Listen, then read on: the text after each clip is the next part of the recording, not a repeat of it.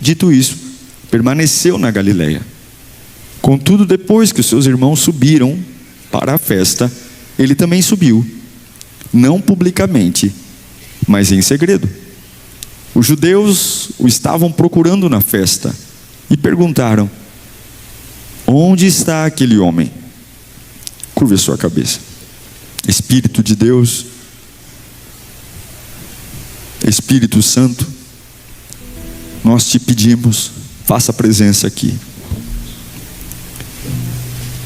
Venha trazer luz à nossa mente, força ao nosso coração. Que esta palavra nos cure, Senhor. Nos cure de nós mesmos. Nos cure de nossas ideias tolas. Nos cure da nossa teimosia. Fala conosco, Senhor. Precisamos tanto da tua voz. A voz que me conhece, a voz que sabe quem sou, a voz que me dá direção. Eu te peço, fala conosco, em nome de Jesus. Amém. Graças a Deus. Jesus está na Galileia, um lugar que muitas coisas aconteceram em seu ministério. Ele não vai para a Judéia, porque ele sabe que na Judéia querem matá-lo. Então ele escolhe estrategicamente permanecer na Galileia. Isso aqui para mim já é uma baita de uma lição. Porque Jesus, dono de todo o poder, autoridade, ciência, ele mostra para mim que ser espiritual é ser prudente. Existe muito claro motivo de não ir para a Judéia. Querem me matar, então eu não vou lá. Quanto mais espiritual você é, mais prudente você tem que ser. Existem informações que te alertam, e alguns matam no peito e dizem: eu vou. E aí, quando Jesus decide não ir para a Judéia, porque ele sabe que querem matá-lo lá, vem alguém para pressioná-lo, alguém para tentar fazê-lo fazer o que ele não quer fazer. Vem alguém para tentar empurrá-lo para um lugar que ele não quer ir. E quem faz isso não são os inimigos de Jesus. Não é um endemoniado. Quem faz isso são os seus irmãos. Irmãos físicos, filhos biológicos de Maria e de José. Pessoas que moravam na sua casa. Pessoas que dormiam, talvez no mesmo quarto. Eles chegam para Jesus e dizem: você tem que ir para a Judéia, porque se você não for e fazer na Judéia o que você diz que faz, ninguém vai acreditar em você. Só que o texto bíblico, ele é claro. Esses mesmos irmãos que estão dizendo para Jesus ir para a Judéia, se apresentar, a Bíblia diz que esses mesmos irmãos também não criam nele. Eles estão empurrando Jesus para algo que eles mesmos não creem que Jesus é quem diz que é. Eles dizem para Jesus: vai lá, apareça, suba lá na festa dos tabernáculos, é o seu momento.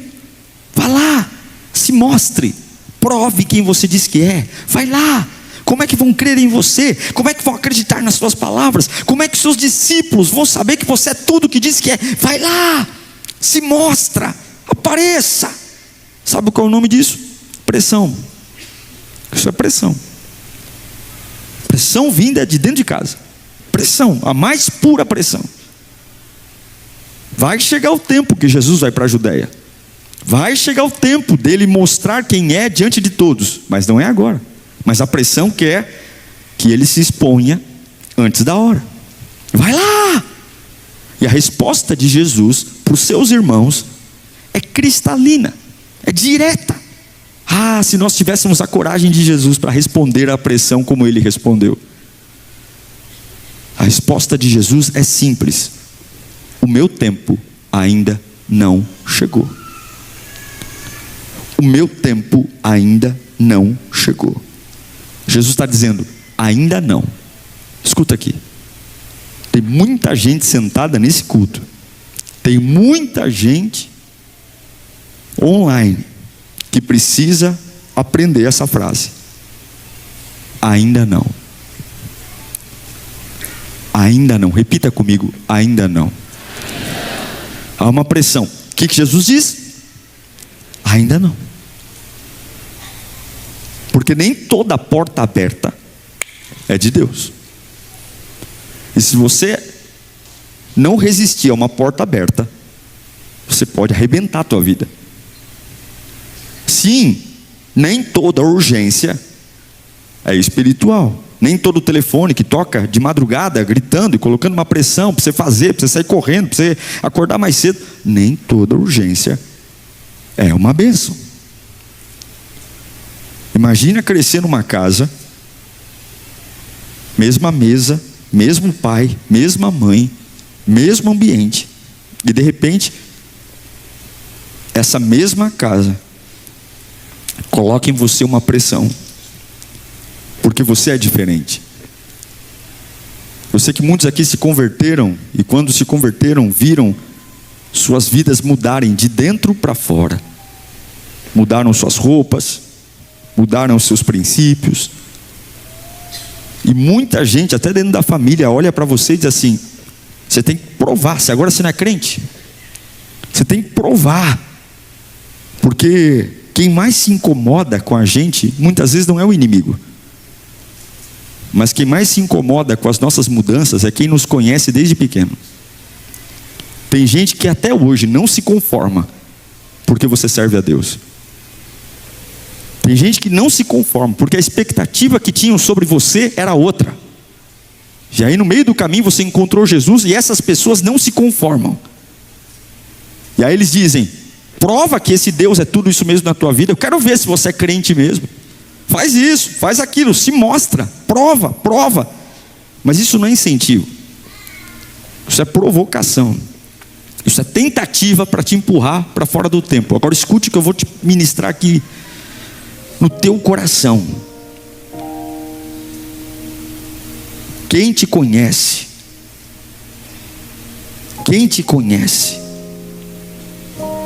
humanamente, talvez ainda não conheça o que Deus plantou em você. E é por isso que essas pessoas te pressionam, porque a Bíblia diz que os irmãos de Jesus não creram nele. E ser fiel sem aplauso é não sair do tempo de Deus para provar algo para alguém que não acredita no que Deus fez na minha vida. Ser fiel sem aplauso é ver uma pressão vindo para eu fazer algo que eu sei que não é o tempo, mas eles querem que eu faça. Mas nós caminhamos debaixo de Eclesiastes capítulo 3, verso 1. Há um tempo para cada ocasião, há um tempo certo. Não é telefonema, não é o e-mail, não é gente me encostando na parede dizendo você tem que fazer, não é alguém pilhando a minha cabeça. Eu caminho debaixo de uma sentença espiritual. Há um tempo certo para cada ocasião, há um tempo certo para cada propósito debaixo do céu. Sabe o que a Bíblia diz também sobre não aceitar as pressões humanas? Provérbios capítulo 29, versículo 25. O temor aos homens gera o quê? Ter medo de homem, ter medo de voz grossa, ter medo de gente, gera na sua vida cilada. Mas quem confia no Senhor está seguro. Quem teme o homem cai na cilada. Quem confia no Senhor está seguro. Os irmãos de Jesus estão dizendo: vai lá, se mostra, apareça, senão teu ministério não vai dar certo, senão ninguém vai acreditar que você é o Messias. Vai lá. E Jesus olha para eles e diz assim: ainda não. Se vocês quiserem ir, vão vocês. Você terá domínio próprio. Em nome de Jesus. Eu não sei se a pressão virá de dentro de casa, se a pressão virá no trabalho, se a pressão virá nas vizinhanças, mas você terá uma sabedoria para responder a todas as pressões e dizer: ainda não. Paulo vai dizer em Gálatas capítulo 1, verso 10. Isso aqui é lindo. Agora busco eu a aprovação dos homens ou a de Deus? Quem você quer que te aplauda? Ou procuro agradar a homens? Se eu ainda procurasse agradar a homens, não seria servo de Cristo. Jesus não viveu para agradar. Jesus viveu para mostrar o quanto ele ainda obedecia à vontade do Pai. Você não pode viver para agradar pessoas. Nem todos os dias vão te aplaudir, mas você vai viver para obedecer. Algo lindo nesse texto. Os irmãos de Jesus querem expor, e Jesus quer proteger os irmãos. Olha que incrível. Quando os irmãos de Jesus falam assim para ele: você tem que ir lá para a Judéia, na festa dos tabernáculos, você tem que ir lá. E Jesus diz: ainda não é tempo de eu ir não, se vocês quiserem vão vocês. E aí os irmãos vão para a festa, e a Bíblia diz que Jesus vai em segredo, Jesus vai escondido, porque Jesus estava preocupado com os seus irmãos. É lindo porque ele não quer expor os irmãos, mas ainda assim ele quer proteger os irmãos. Enquanto os irmãos querem empurrá-lo para o perigo, Jesus escolhe ir depois em segredo para dizer: ninguém vai se machucar por causa de mim. Eu quero que você entenda algumas coisas aqui. A primeira delas é: Jesus olha para os irmãos e dizem assim: eu não vou para essa festa porque o mundo me odeia. A vocês ninguém odeia, mas o mundo me odeia, porque eu mostro as obras más do mundo. O que Jesus está dizendo é que eu não vou viver por aplauso, porque o meu papel é confrontar, o meu papel é falar a verdade, o meu papel é confrontar o sistema. E se você está sentado aqui hoje querendo servir a Deus e ser aplaudido ao mesmo tempo, você vai se decepcionar, porque o seu papel é colocar luz onde o diabo colocou trevas. O seu papel é rasgar os decretos de maldição que estão dentro da tua família por gerações. E isso vai trazer incompreensão, guerra. Tem gente que vai te bloquear, tem gente que vai dizer: você é insuportável desde que virou crente. Você é alguém que desde que se converteu, olha, você está irreconhecível. E é por isso que Jesus diz para os irmãos: vão você, porque vocês estando lá ou não estando, não fede nem cheira. Mas eu vim para confrontar o que está matando a humanidade. E eu quero declarar: não viva de aplauso, viva de propósito. Eu declaro uma força e uma maturidade na sua vida. Jesus ele olha para os irmãos e fala assim: para vocês qualquer tempo vale, vocês não, qualquer tempo, mas para mim não. Para mim tem que ter o tempo oportuno. Porque quem vive uma vida de propósito não sai de casa sem perguntar: Deus, esse é o tempo? Melhor do que fazer a coisa certa é fazer a coisa certa no tempo certo, porque a coisa certa no tempo errado não dá certo. Não viva por impulso, não viva por pressão externa, viva por propósito. Propósito. Fala comigo: eu preciso ter um propósito. Jesus, no versículo 9, ele permaneceu na Galileia. Está lá. Tendo dito isso, permaneceu na Galileia. Porque quem manda nele é o governo de Deus, não é a pressão. Você está disposto a ficar só para defender um propósito de Deus na sua vida? Você está disposto a perder dinheiro para defender um propósito de Deus na sua vida? A perder amigos, a ver familiares seus não te convidando mais para lugares, festa, aniversário. Os aplausos não vêm, mas você está consciente que é o que Deus espera que você faça. É triste a vontade de mandar mensagem e dizer: ai, tá bom, eu vou. Mas Jesus está dizendo: não, para você abençoar eles, não busque o aplauso deles, busque a minha vontade. Porque você não cura sua família quando a sua família aplaude as suas escolhas. Você cura a sua família quando você ouve o que o céu diz a seu respeito, e você faz o que o céu quer que você faça. Esse ano vai ter salvação na tua casa, não porque você vai dar presentes a eles. Esse ano vai ter salvação na tua casa, não porque você vai pagar viagens. Esse ano vai ter salvação na tua casa, não porque você vai levá-los para restaurantes chiques. Esse ano vai ter salvação na sua casa, porque você não mais dependerá dos aplausos deles. Esse ano você vai viver o propósito de Deus, e o que salvará a sua família é eles assistirem de camarote o dia que você vai dizer: ainda não, eu não vou. Por quê? porque ainda não chegou o tempo que Deus quer que eu faça. Haverá uma força em você. Fala comigo, pressão não é direção. Acabou o tempo da sua vida ser guiada por pressão.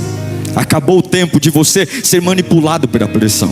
Acabou o tempo de você ter que correr de um lado para outro como pressão. Você não é uma barata tonta, você é um filho de Deus. Acabou o tempo das pessoas ficarem brincando com a qualidade da sua semana. Eles brincam com o seu temperamento, brincam, querem dizer para você, você tem que fazer isso. Um dia dizem que você tem que fazer enfermagem, outro dia você tem que fazer pedagogia, outro dia você tem que viajar, outro dia você tem que abrir um negócio para vender panela, outro dia você tem que vender óculos. As pessoas, elas olham para a tua vida como estavam olhando para a vida de Jesus e ficam fazendo roleta russa, dizendo, vai lá, pregue, cante. E Jesus está dizendo, ei, quem são vocês, seus orelha seca? Eu não estou aqui a passeio, eu estou aqui cumprindo um propósito, eu estou numa missão. Eu não sou um quebra-galho, eu não sou um durepoque, eu sou um filho de Deus. Você não será movido por pressão, porque você não está improvisando, você está vivendo um chamado que Deus colocou na sua vida. Você não está ensaiando, você está vivendo. Grita comigo, não vou viver baseado em pressão.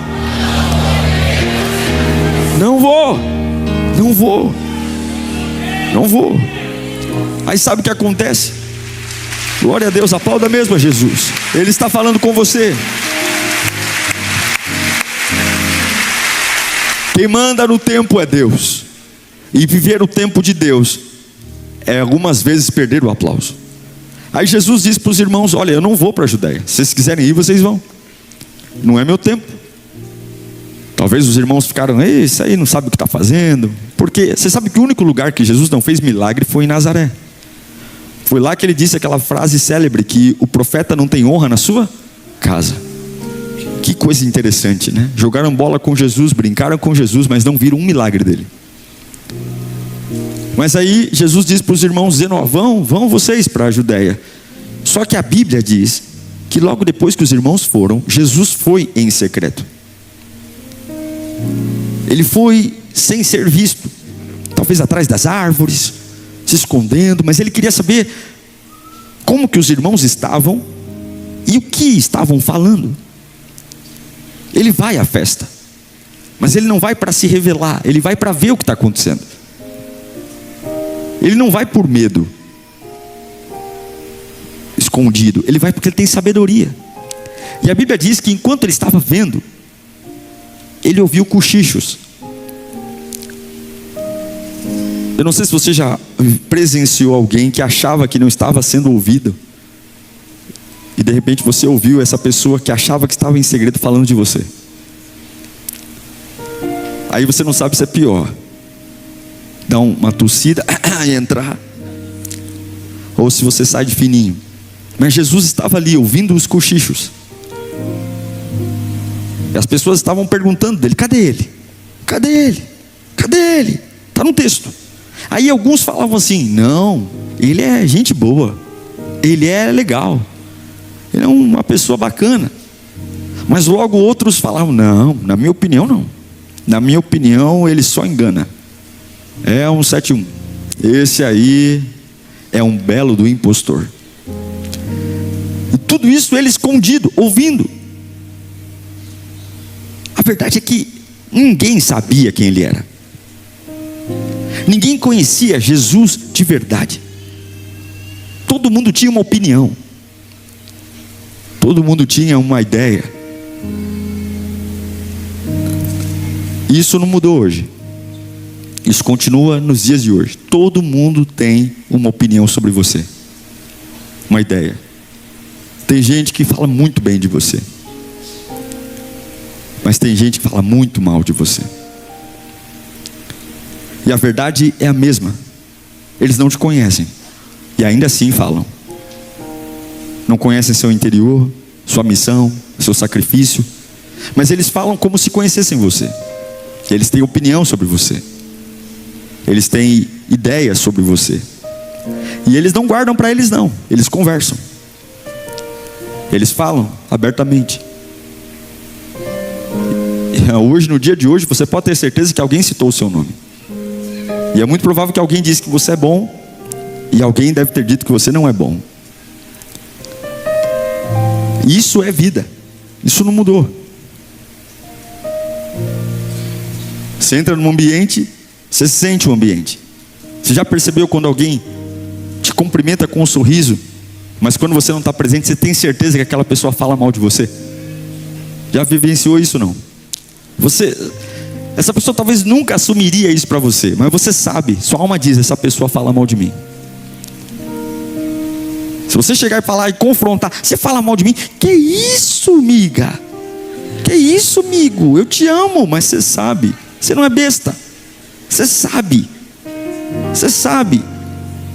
E é o que Jesus está vivendo aqui, ó. Uns dizem que é bom e ele não está ali. Ninguém sabe que ele está ali, mas está todo mundo falando dele.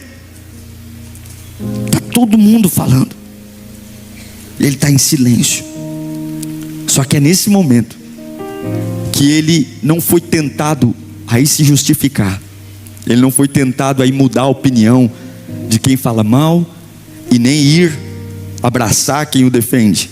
É nesse momento que aquele que decidiu honrar a Deus decide que o aplauso ou a vaia não o conduz, mas é a voz de Deus.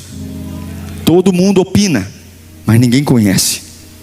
Todo mundo tem uma mensagem de qualidade, seja positiva ou negativa, mas é aqui que a gente entende que ser fiel sem aplauso é não governar a vida pela opinião dos outros.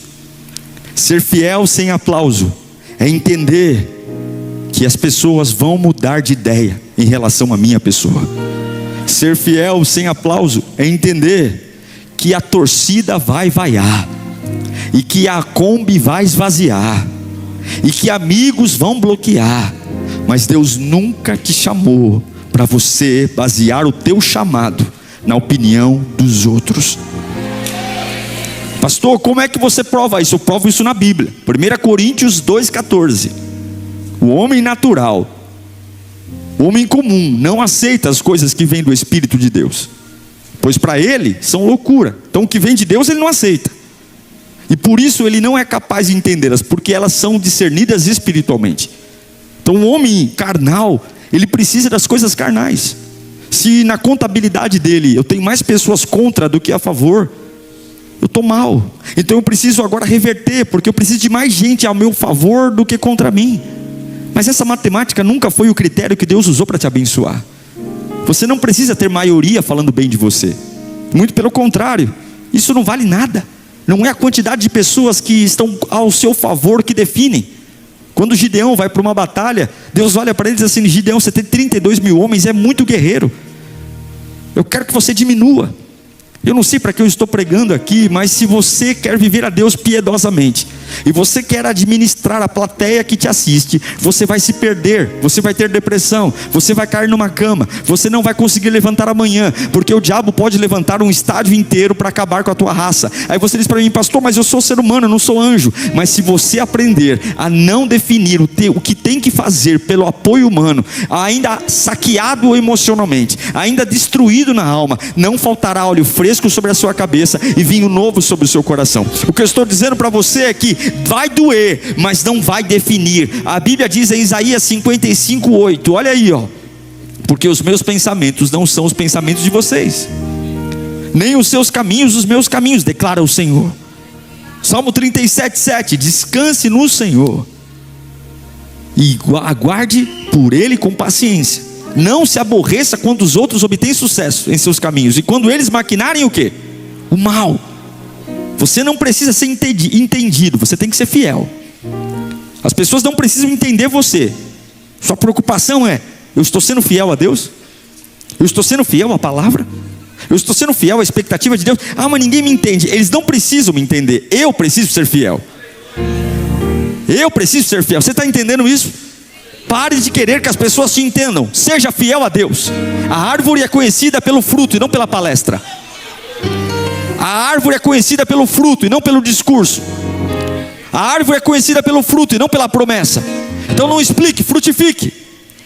Então não dê palestra, frutifique, mostre para todo mundo que a sua fidelidade a Deus não depende de aplauso, a sua fidelidade a Deus não depende de vaia. Tem gente saindo da igreja porque ouviu cochicho no nome dele. E desde quando o cochicho deve ser base do teu chamado? E desde quando a fofoca? Você não está aqui para ser elogiado ou aplaudido, você está aqui para obedecer àquele que morreu na cruz do Calvário por você. E ele está dizendo: a única coisa que importa não é se vão aplaudir você, a única coisa que importa é: eu te chamei para uma missão, ser fiel até a morte, e dar-te-ei a coroa da vida, diz o Senhor. Ser fiel, seja fiel. Pare de ficar chateado. Eu não vou ficar chateado. Jesus ouve pessoas falando sobre ele e ele fica quieto, porque isso não importa. Isso é preservação, isso é estratégia. Aprenda a se esconder quando Deus mandar. Algumas vezes é estratégico sumir e não entrar em discussões fúteis. Jesus está ali, escondidinho. Murmuravam sobre ele. Está lá no versículo 7, versículo 12 do capítulo 7, põe para mim. Está aqui, ó. Entre as multidões havia muitos boatos. Mas sabe o que eu vejo aqui? Boato paga a conta? Você já chegou para o banco e falou assim: eu vou pagar a conta com o quê? Tem um boato. Boato perdoa pecados? Se você pisou no tomate, fez alguma coisa errada, um boato de alguém vai perdoar o pecado e arrancar a culpa da sua alma? O boato cura feridas da alma? Um boato leva para o céu? Então por que você dá tanta importância para um boato? A Bíblia diz que havia muitos boatos a respeito dele. Alguns diziam: é um homem bom. Outros diziam: não, ele está enganando o povo. É assim que é, desde que mundo é mundo. Isso revela o quanto as pessoas são superficiais, o quanto elas não sabem o que fazem. E é por isso que eu não posso construir a minha identidade na opinião das pessoas. Eu não posso. Você quer ver uma coisa muito terrível? É quando você pergunta para alguém, sem saber quem é, o que ela pensa sobre você. Dependendo da pessoa, o que ela vai te dizer pode levar você ao suicídio. Um dia Jesus fez essa pergunta: Jesus, o que dizem que eu sou? Uns falam: você é Elias, você é João Batista, você é um demônio. Nem todas as perguntas devem ser feitas, principalmente se você não está pronto. E quando você for perguntar algo sobre você, pergunte para pessoas que você tem certeza que respeitam você, amam você e veem Cristo em você. Não pergunte por dor, carência, porque infelizmente as pessoas, elas não têm profundidade. A Bíblia diz que ninguém falava abertamente dele por medo dos judeus. Põe aqui o versículo 13. Porque é assim que o boato é: ninguém porém falava dele em público por medo do... Se não fala em público, fala onde? Nos esgotos da vida. Porque boatos não nascem em público. Normalmente quem fala o boato não tem coragem de sustentar o que fala. Normalmente quem cria uma mentira não tem coragem. Então não se fala publicamente, se fala no bastidor, se fala nos cantos. Não é todo mundo que merece acesso à sua vida. E em nome de Jesus, eu declaro que hoje haverá uma convicção no seu coração. Você vai blindar a sua alma. Tem pessoas aqui, o Espírito me mostra, que estão quase desistindo de um projeto lindo de Deus, porque existe uma maioria tentando sufocar esse projeto. Gente plantada pelo diabo para dizer: não vai dar certo, você não é capaz, você não tem condição. E Deus está dizendo: quem disse que é Ele que avalia o que eu te dei? Quem disse que é essa pessoa que avalia o que eu pus na tua mão?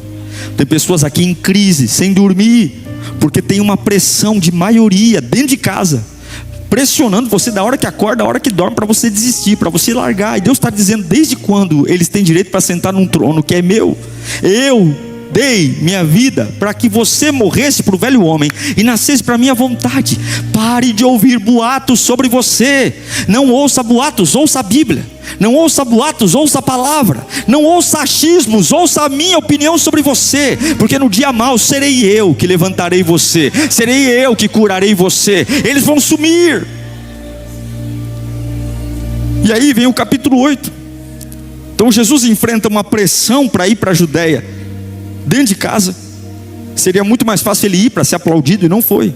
Ele vai para a Judéia escondido, e ele ouve desaforo sobre ele, e ele não se mete, ele não se envolve, porque ele não está atrás de aprovação, ele está atrás de propósito. E agora no capítulo 8, ele está lá ensinando.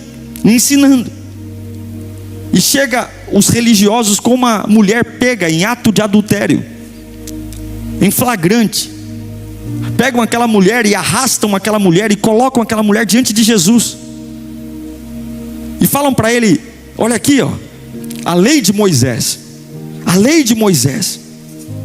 manda apedrejar esta mulher. É isso que a lei manda. Eles querem que Jesus se submeta à religião, às normas, para que ele seja reconhecido como um rabino, um mestre. Eles querem envergonhar Jesus. E envergonhar Jesus humilhando uma pessoa, humilhando uma mulher. Pegam ela em adultério e colocam ela no meio de onde Jesus estava ensinando. Isso é crueldade. Isso aqui não é apego à lei. Nenhum deles estava preocupado com a lei de Moisés. Eles estavam preocupados em matar a reputação de uma pessoa, destruir uma pessoa. Isso aqui, gente, é sede de sangue. E eles pegam pedras nas mãos. Pedras. Jesus queria estabelecer um reino, um governo. Jesus queria sim ser reconhecido como Deus. E o caminho mais fácil para ganhar a religião era pegar pedras. Era pegar pedras e se unir à maioria e dizer: vamos acabar com a raça dessa mulher. E eu vou provar para vocês que eu também estou com Moisés. Apedreja mesmo. Esse é o caminho mais fácil para ser popular. É o caminho mais fácil para ganhar like. É o caminho mais fácil. Vamos se unir à maioria. Quem é que está sendo surrado aí? Vamos nos unir. Cuidado com julgamentos de internet. Cuidado quando você vê os abutres indo em direção a uma carniça, porque todo mundo quer chutar um cachorro morto. Todo mundo é. Agora se coloque no lugar das pessoas que estão sendo massacradas. Nós temos um desejo de estar na maioria, porque estando na maioria parece que a gente está protegido. Quando eu estou falando o que todo mundo fala, parece que a minha voz está protegida. Quem é que vai falar contra? E muitas vezes nem é o que a gente pensa, mas como a gente está vendo a maioria se posicionar, a gente vai junto. Cuidado. Seria muito mais cômodo Jesus dizer: me dá pedra aqui também. Todo mundo quer apedrejá-la, vamos apedrejar. E depois daqui nós vamos tomar um refrigerante e eu vou te contar meus planos. Jesus ganharia muitos seguidores ali. Mas isso é crueldade. E eles olham para Jesus e dizem: a lei de Moisés manda apedrejar, e você? E você? A resposta de Jesus é a mais poderosa que existe. Ele fica em silêncio. E ele começa a escrever no chão. Porque às vezes espiritualidade é calar a boca. Às vezes o poder de Deus não se manifesta com um grito, se manifesta com um silêncio. Às vezes a autoridade do Espírito Santo na tua vida não é esmurrando a parede, é ficando quieto. Tem silêncio que grita mais do que a voz. Tem silêncio que bate mais do que a mão. Tem silêncio que expõe mais do que a luz. E Jesus fica em silêncio. Ele começa a escrever no chão. E ele libera uma palavra certeira: quem não tem pecado. Quem não tem pecado. Quem não tem pecado. Quem não tem pecado. Por trás dessa capa de santidade, Jesus vai no coração. Quem não tem pecado. Quem é melhor do que ela? Atire a primeira pedra. E a Bíblia diz que um por um, jogaram as pedras ao chão e vão embora. Porque você não vence se unindo àqueles que querem sangue. Você se vence pedindo a Deus sabedoria para representar a vontade de Deus onde você está plantado. Um a um, as pedras caem e só fica Jesus e a mulher. Uma mulher arrancada de uma cama, exposta à vergonha. Pedras. Ela não é o alvo, ela é o meio. Jesus é o alvo. A pergunta não é sobre a mulher. Aquilo era uma armadilha para ver se Jesus queria apoio de homens ou se Jesus queria amar. Mas eu quero declarar algo.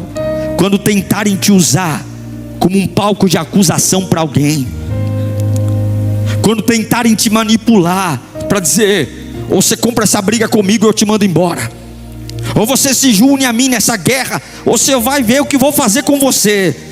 Quando tentarem propor um jogo sujo para você, dizendo que se você não entrar no jogo sujo, você vai perder, você vai ficar só, você vai dizer algo muito lindo. Você vai dizer: eu não vou entrar em ambientes de condenação, porque eu sou agente de salvação. Aquele que está em mim não veio para condenar, aquele que está em mim veio para salvar, aquele que está em mim veio para levantar, aquele que está em mim veio para perdoar, aquele que está em mim veio para dar vida. Ser fiel sem aplauso é entender que Deus tem mais graça do que pedra para entregar à humanidade. E eu sei que tem gente aqui comprando briga que não queria, que está com medo. Tem gente aqui entrando em guerra que você não quer, mas está dizendo: pastor, eu não tenho escolha. E Deus está dizendo: tem sim, tem sim. Confie no meu poder. Diante de tudo que estão falando, cale-se e espere que eu vou colocar as palavras certas na tua boca. Tem pessoas aqui que o Espírito me revela que estão sendo forçadas a fazer o que não querem por uma pressão, e Deus está dizendo: não faça. Confia em mim. Jesus não condena, mas Ele também não passa pano. Quando os homens vão embora, Jesus olha para aquela mulher e fala: vá e não peques mais. Eu encerro dizendo que Jesus nunca escolheu os aplausos. Ele nunca escolheu o apoio da família para ser fiel ao Pai. Ele nunca escolheu a aprovação da opinião da massa para ser fiel ao Pai. E Ele nunca escolheu render-se à intimidação daqueles que têm dinheiro, daqueles que são poderosos. Ele sempre escolheu cumprir a vontade do Pai. Jesus escolheu continuar igual, mesmo quando lhe vaiam, mesmo quando não acreditam nele, mesmo quando sua família diz: você não dá conta, você não é bom, você tem que se manter igual. Você não pode deixar que a plateia mude quem você é. Você não pode ser um refém e ficar stalkeando o que falam sobre você, para que, dependendo do que falem, isso dê a qualidade do seu dia. Você tem que ser lavado e remido no sangue do Cordeiro. Você não pode achar que porque alguém, não, pastor, mas estão inventando mentiras. Não, eu vou respeitar o tempo, mesmo que queiram me empurrar para um tempo velho. Eu vou respeitar o tempo, não é o meu tempo ainda. Eu vou parar de me justificar. Mas estão falando que você roubou, estão falando que você mentiu. Então, olha, eu não vou viver por boatos. Eu não vou me justificar. E eu vou cortar tudo que me afasta da graça.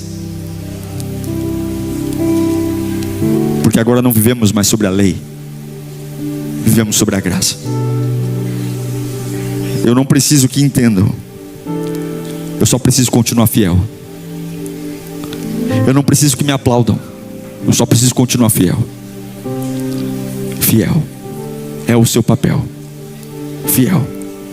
Fiel com muito, fiel com pouco, fiel com a família, fiel sem a família, fiel com o amigo, fiel com o inimigo. Fiel. Ser fiel. Se você quiser a bênção, você tem que ser fiel. Você precisa ser fiel. Você precisa. Confiar no Senhor, ser fiel.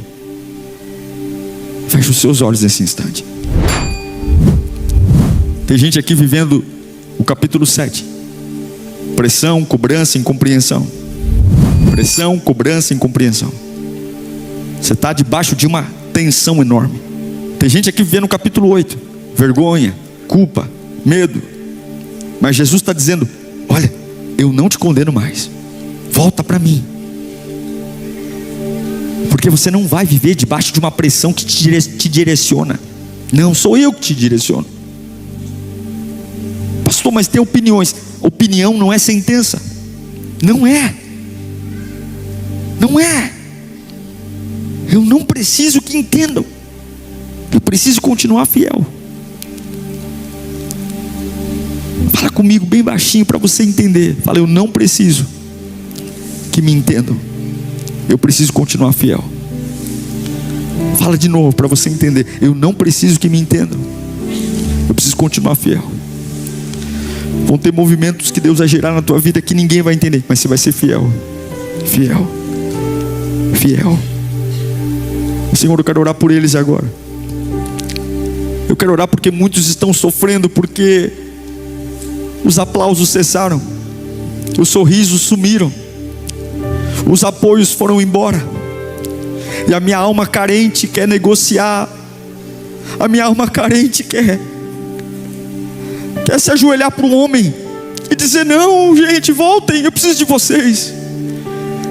Eu preciso da aprovação de vocês para viver. Eu preciso da opinião de vocês boa sobre mim para me achar um bom profissional. Eu preciso que vocês me elogiem. Eu preciso que vocês estejam comigo. Não, gente, peraí, o que eu tenho que fazer? Para onde eu tenho que ir? Onde vocês querem que eu vou? Vocês querem que eu compre o quê? Vocês querem que eu fale o quê? Tá bom, tá bom, tá bom. Desde que vocês me aplaudam, desde que vocês me apoiem, desde que vocês me amem, desde que vocês venham tomar café comigo, desde que vocês me convidem por aniversário, desde que vocês, por favor, gente. E sabe o que é o pior? Quando alguém percebe que você depende deles, eles brincam, eles manipulam. Mas Jesus disse para os seus irmãos: não vou, não vou, eu não vou, porque a voz do homem não vai mover os meus pés. Não vou, não vou. Na festa tem gente falando mal de mim. Não vou também falar. Não vou, porque a opinião deles não vai mudar.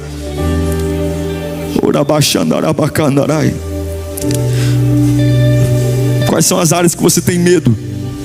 Qual é a maior pressão que você está enfrentando? De onde você vai vir? Comece a dizer para a sua alma que você vai ser fiel ao Senhor. Comece a dizer para a sua alma que você vai ser fiel ao Senhor. Doa quem doer. Eu vou ser fiel ao Senhor. Doa quem doer. Doa quem doer. Eu vou ser fiel. Eu não tenho medo, eu não tenho medo. Eu vou ser fiel ao Senhor. Eu vou ser fiel ao Senhor. Ao Senhor eu vou ser fiel. Vai declarando isso em alto e bom som. Eu vou ser fiel ao Senhor. Vai dizendo para as áreas que você está sendo pressionado: eu vou ser fiel, eu não vou negociar. Mas vai romper a sociedade: eu não vou negociar, eu não vou abrir mão, porque eu sei que o meu dia vai chegar. Vai chegar o dia do plano perfeito de Deus na minha vida. Vai chegar o dia onde eu vou ser honrado. Vai chegar o dia onde os frutos virão. E eu não vou perder a estação de Deus para agradar o homem. Eu não vou perder, eu vou confiar.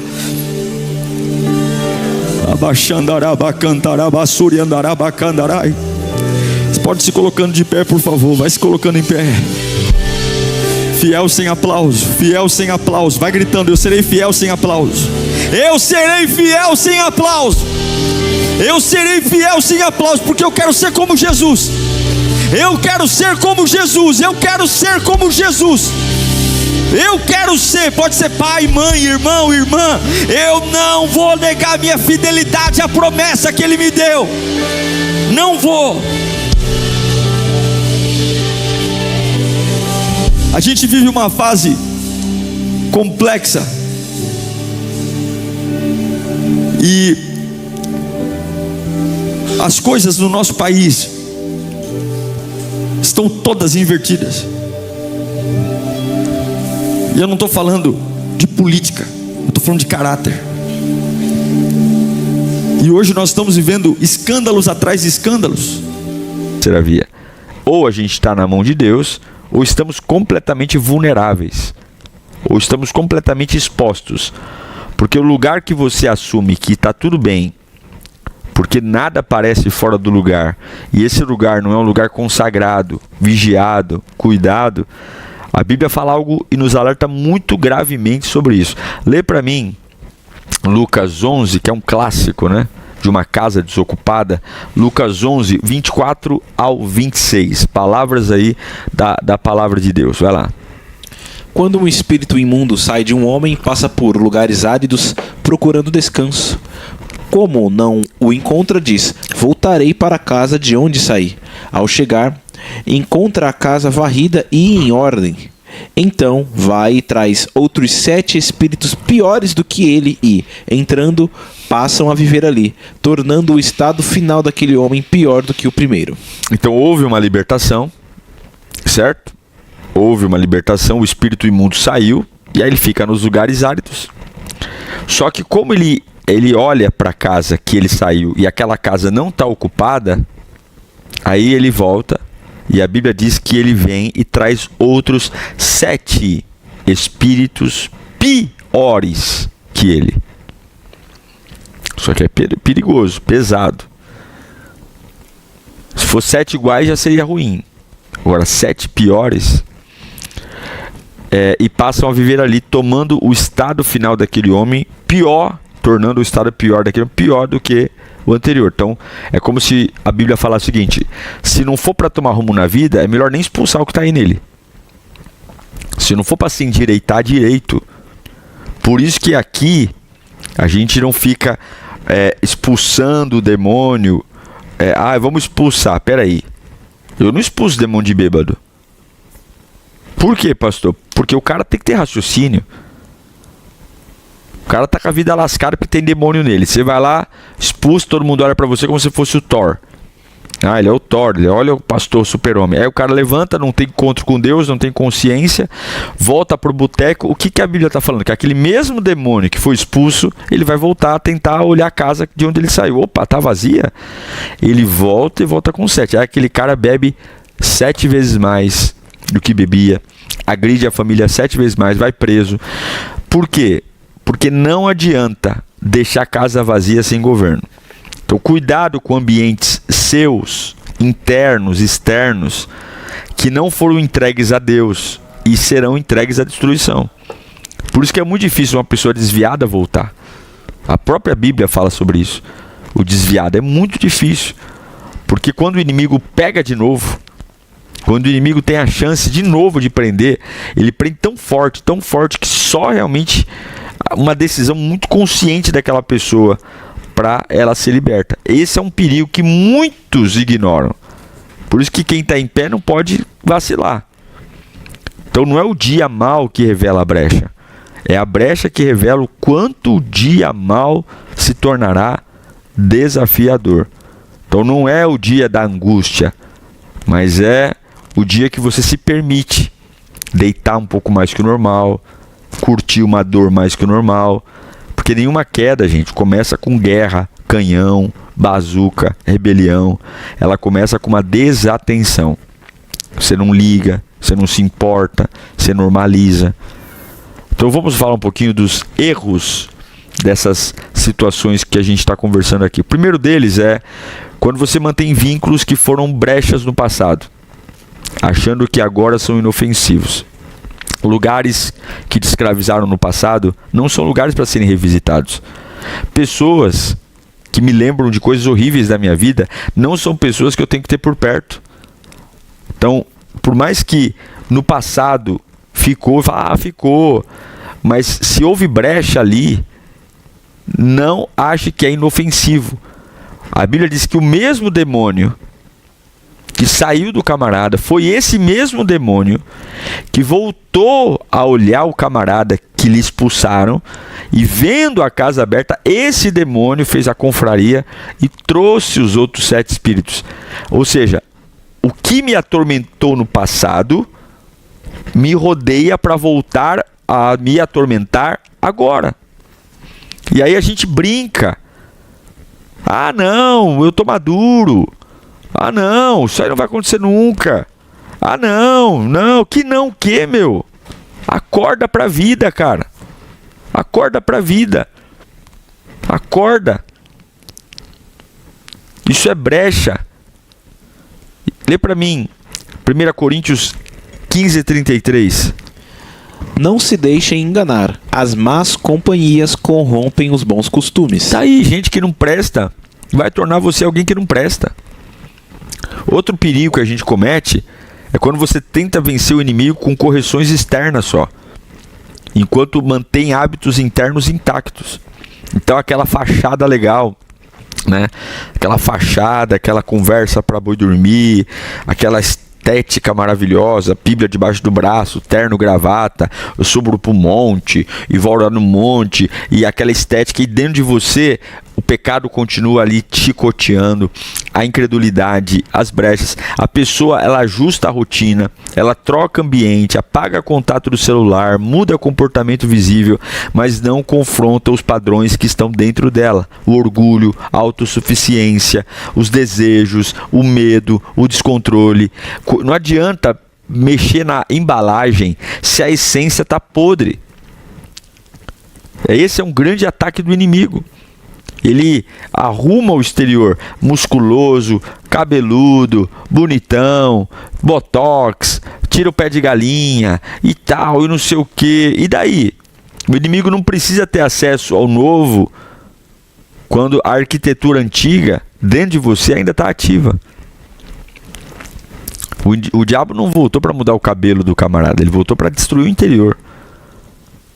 Olha lá, Mateus 23:26. Fariseu cego, limpe primeiro o interior do copo e do prato, para que o exterior também fique limpo. Aí. Pancada, hein?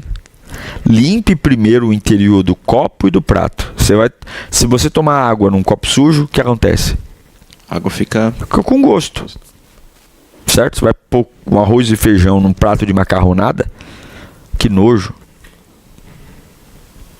Então não adianta o exterior tá bonito e o interior tá fora. E isso é função nossa. O diabo quer o seu interior. E eu já vou te dizer o que tem que fazer. Só estou falando dos perigos, porque o inimigo ele se aproveita exatamente daquilo que você não administra, da reação, da fala, do comportamento. O caminho oposto é fazer disso algo que ele governe você. Certo? Então o que eu tenho que fazer, pastor? Anota aí. 3 dicas no pique nessa sexta-feira. Do que fazer para o inimigo não controlar você. E não controlar essas áreas que você ignora. Essa respostinha, esse comportamento, esse padrão. Primeiro, ocupe a sua alma antes que qualquer outra coisa ocupe. Não deixe os outros serem donos de você. Uma mensagem de WhatsApp, um carinho, um abraço. Não seja refém de pessoas ou lugares que alimentem você. Tenha autossuficiência na tua alma. Ou seja, se ninguém ligar eu estou bem. Se ninguém me visitar eu estou bem. Se não me atenderem eu estou bem. Eu não preciso de fontes externas para me levantar. Esse é o primeiro fator, porque se o diabo perceber que você fez alguém de muleta, ele vai usar essa muleta diabólica para acabar com a tua raça. Então a libertação não vem de remendo, durepoque, fita, não. A libertação vem de preenchimento interior. Rotina com Deus.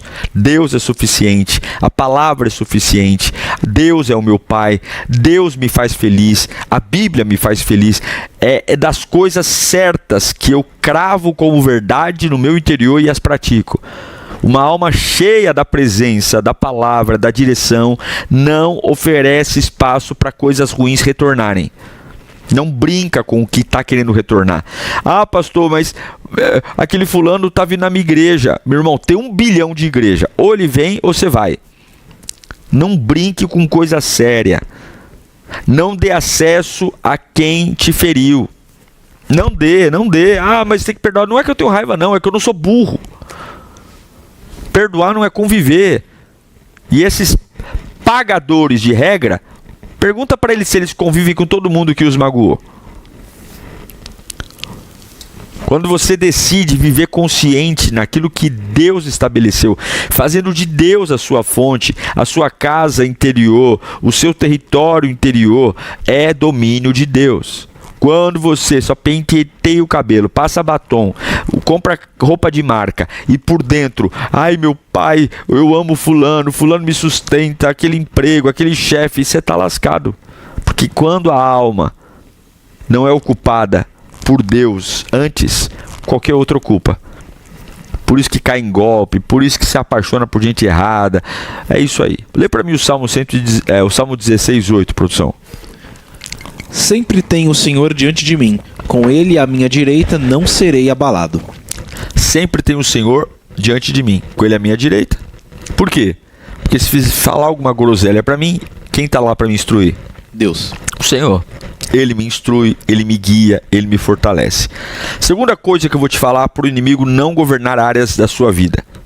Segunda coisa, defina a sua estrutura antes do dia mau chegar. Isso é muito importante. Olha, a gente não vai ficar sentado no sofá desejando a morte de ninguém e nem prevendo coisa ruim. Mas eu sei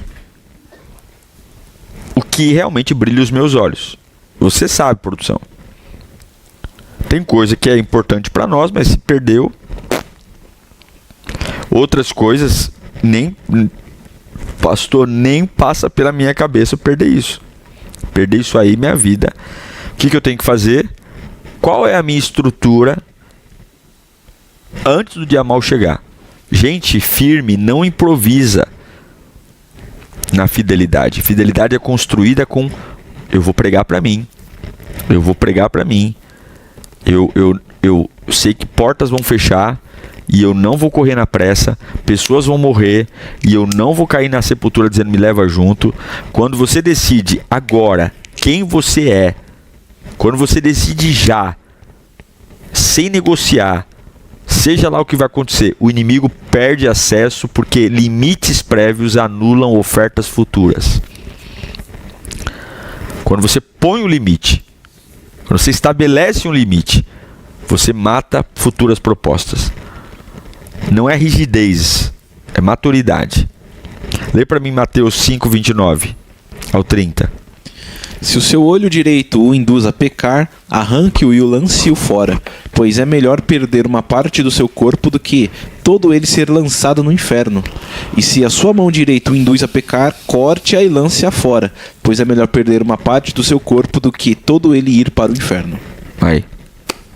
É melhor perder uma parte do que tudo ir pro inferno. O que a Bíblia está falando? Sem romance. O autor dos Hebreus está falando sem romance. Se está te atrapalhando, tesoura, faca, facão, decepa mesmo, corta mesmo, amputa mesmo. Por quê? Por que isso? Porque isso é maturidade. Então, deixa eu ir. Não, eu vou com calma, não vou como da outra vez. A gente vai conversando aos poucos. Eu já amadureci. Não, meu irmão. Por que tem marido que não respeita a mulher? Por que tem mulher que não respeita o marido? Porque a gente vai fazendo concessão para aquilo que deveria dizer: nunca mais faça isso. A próxima vez que você fizer, eu vou embora. Fez a primeira, você chorou, não falou nada. Fez a segunda, você só chorou, nem falou. Agora normalizou. Agora apanha sem dó e piedade. Corta aquilo que quer ter acesso e que não respeita teu limite. E toda pessoa que não respeita você quando você põe limite, essa pessoa ela tá pistola da vida porque ela abusava de você. E quem te respeita de verdade, quando você põe um limite correto, ela entende e respeita. Então, primeira coisa para fazer para o inimigo não tomar conta da sua vida, das suas áreas: ocupe sua alma antes de qualquer outra coisa ocupar. 2. Defina a sua estrutura antes do dia mau chegar. 3. Quebre ciclos antes que os ciclos quebrem você. Ciclos acontecem, são reais e são muito naturais. É impressionante quando você está de fora e vê uma pessoa. Vamos pegar essa parte amorosa aqui, que é uma área que pega muito essa questão do ciclo. O perfil de quem eu encontro na vida, ou quem eu trago para mim. É muito natural. A Maria troca o João pelo Pedro, o Pedro pelo Antônio, e todos são iguais. A pessoa trabalha na Votorantim, trabalha na Coca-Cola, trabalha na Transmontano, é demitida pela mesma coisa. E o pior, o ciclo cega a pessoa. Ela diz, nossa, nenhum me presta. Não é que nenhum presta, você tem um dedo podre. Nossa, nenhuma empresa é boa. Nossa, o Brasil está quebrado. Não, não é que o Brasil está quebrado. Você é ruim, foi ruim em todas as empresas. Só que o ciclo faz você trabalhar cego. Você repete o comportamento, repete o padrão e não se dá conta. E é por isso que nós precisamos entender que o diabo trabalha com ciclos conosco. Alguns ataques não são novos, são repetições. É você que não abriu o olho. Tá lá, tá na cara. Você está indo pelo mesmo caminho que te quebrou ano passado e não está percebendo. Você está indo pela mesma situação que te arrebentou outras milhares de vezes e vai se arrebentar de novo. E sabe o que é o mais triste? Vai doer, vai sangrar, você vai chorar e não vai aprender. O inimigo volta pelo mesmo caminho. Não é assim que diz a Bíblia? Ele voltou pelo mesmo caminho, encontrou a casa vazia e aí ele colocou 7 demônios piores. Quem vigia reconhece que está repetindo um padrão rapidinho. E aí corta, se isola, some antes que ganhe força. Hebreus 12:1, vai lá. Portanto, também nós, uma vez que estamos rodeados por tão grande nuvem de testemunhas, livremo-nos de tudo o que nos atrapalha e do pecado que nos envolve e corramos com perseverança a corrida proposta a nós. Aí, o autor de Hebreus está falando o seguinte, eu citei esse texto ontem, livre do que te atrapalha e do pecado. O inimigo não teme quem está limpo, ele teme quem está cheio. Não adianta estar limpinho vazio. Não adianta dizer, eu estou fazendo tudo que está vazio. Aquele homem estava liberto, mas estava vazio. Tem que estar cheio, cheio de Deus, cheio de vida. A vida governada pelo Espírito é uma vida onde ela não aceita invasores. Não aceita, porque não existe espaço para outra voz que não seja a voz de Cristo. Não existe espaço para outra ideia que não seja ideia da palavra. E toda ideia tem obrigatoriamente que casar com a palavra. Fora isso, o resultado já era, bonitão. Já era. Então discernir, vigiar, resistir, governar, ocupar, são obrigações de quem quer ter Deus na sua vida. E essas não são episódios isolados, são pilares. Tenho que ocupar minha rotina, ocupar o meu dia a dia, ocupar minhas escolhas. E quem vive esses pilares não apenas sobrevive guerra invisível, mas avança apesar dela. Sobrevive na presença de Deus. Então a minha oração por você é: o perigo está naquilo que você não governa. Governa teu dinheiro, vai ver teu extrato bancário, governa teu cartão, pega a fatura, leia. Muitas vezes a gente não tem o hábito de ver a fatura do cartão e a gente bate o olho e fala, não, o valor está dentro. Muitas vezes o banco está sugando você numa taxa, tem um valor recorrente que você não olha. Ah não, pastor, mas graças a Deus estou pagando a fatura tranquilo. Ou então, não, pastor, eu vou dever mesmo, é cheque especial, é rotativo do cartão. Olha, porque tudo que você não olha, não ocupa, você deixa o mal ocupar. Por isso que a bagunça atrai pobreza. Fiz até um Reels essa semana sobre isso.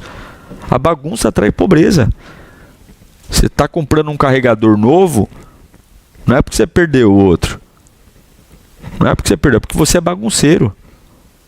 Tá lá. Em algum momento você vai achar. E sabe quando é que você vai achar outro? Quando você comprar o novo. É ou não é, produção? É isso aí, pastor. Vamos orar? Antes de orar, tem saque menin aí? Temos sim. Então roda o saque menin.